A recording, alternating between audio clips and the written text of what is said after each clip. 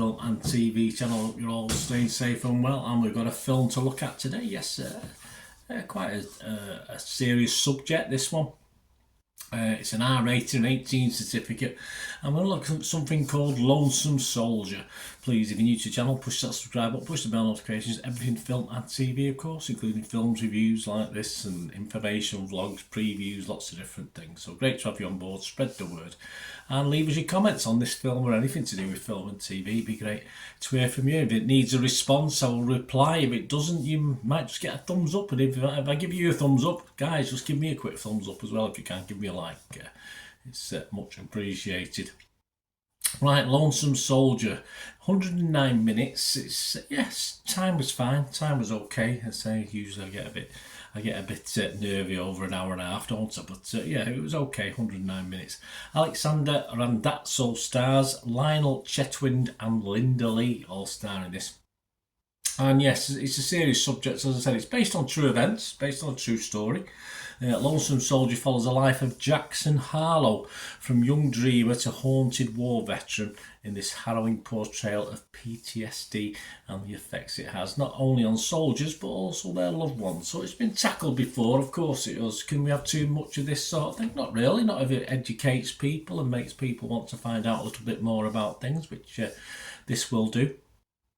It's just something I don't normally score, but I will score this as a film, as entertainment, because that's basically what it is. It's not a educational tool as such, but it can be used as that. And it's not a docudrama. It's just a film based on true events, which of course there may be some slight changes amended, but it gets the point over eventually in a happy way, which is all well and good. We'll talk about that in my summing up, but. Yes, we'll as at the 10th of November 2023, there are some scores up for it, not a lot out there, but Internet Movie Database, 7.2 out of 10, but there's only 73 scores and reviews as I'm recording this. So, yeah, early days, but I think that was 7.4 a couple of days ago, so it has dropped slightly. I do expect it probably to average out around 7 out of 10. Rotten Tomatoes audience, no critics view on this one at all as yet. So it's just Joe Public, people like you and me. Rotten Tomatoes audience, 97% positivity. That was good. Again, I have no idea how many with that, and it's 4.7 out of 5. So the audience are generally okay with this. And I'm the audience, what about me? Yeah, and I'm generally okay with it as well. It's not always a comfortable watch, as you'd expect, dealing with the effects of PTSD.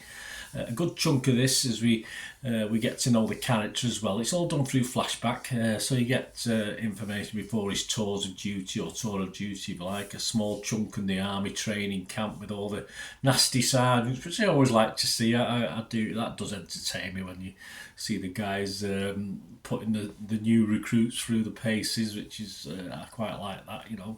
Of course, best part of films like G.I. Jane, stuff like that.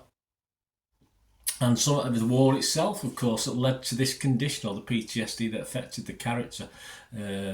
Not too much, not over the top, just snippets, including, of course, probably the headline incident that caused more or less what haunted him, and this PTSD going forward, the loss of a friend, etc. And it shows you what happened that would cause that, plus obviously additional things, of course. And that's, I think, plays the part pretty well. Don't know him too well. I've seen a lot of stuff with him in.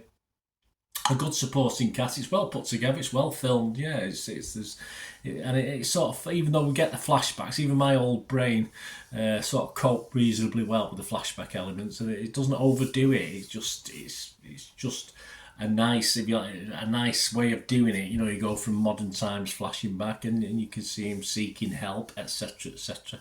And then as the thing, and it's done. Well, yeah, pretty much understandable, even with my old brain, of what's going on and when it's going on. And of course, the character himself does change in appearance, so that does help knowing what timeline we're in, etc. Ultimately, it's an uplifting conclusion, which is nice to have in this. Sadly, of course, this won't always be the case in these things, and obviously many people suffering from this, of course, would have committed suicide, etc., and disappeared, you know, and various things. So So ultimately, it is a happy ending for this character, although obviously things will continue to carry on. The mind is a funny thing, isn't it? But yeah, it's an okay film. It's fine. There's nothing wrong with it. As I say, it does have an edge to it, but it's all well put together. So I'm going to give this, I'm going to give this a fresh. I'm going to give this a positive score. Of course I am, and I'm going to give this, I'm going to give it a 6.5 out of 10 there for some good acting and good scenes as well. A well put together film. I thought it wasn't too bitty. It seemed to flow very nicely. Let me know what you think, guys. Great to hear from you. Until we meet again, last one thing, don't I? Please stay safe, everyone. Bye for now.